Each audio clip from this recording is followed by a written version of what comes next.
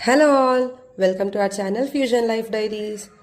ఈ మధ్యన వెదర్లో చాలా చేంజెస్ వస్తున్నాయి కదండి.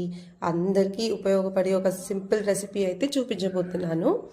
ఆ, ఇదైతే మిరియాల కారం. దీనికి మనకు కావాల్సిన పదార్థాలు ఎండుమిర్చి, మిరియాలు, ధనియాలు, జీలకర్ర, ఉప్పు, ఇంకా అవిసె గింజలు.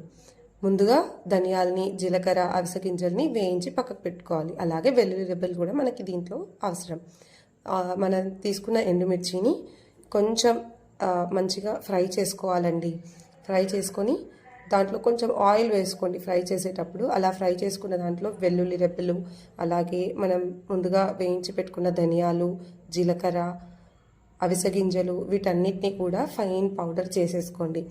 ఇది తినడం వల్ల మనకి అవిసె గింజలు వేసాం కదా, అది మన హెల్త్కి చాలా మంచిదండి. ఈ రెసిపీ మీరు కూడా ట్రై చేయండి. జలుబు ఇలాంటివి కూడా చాలా కంట్రోల్ అవుతాయి. Thank you for watching.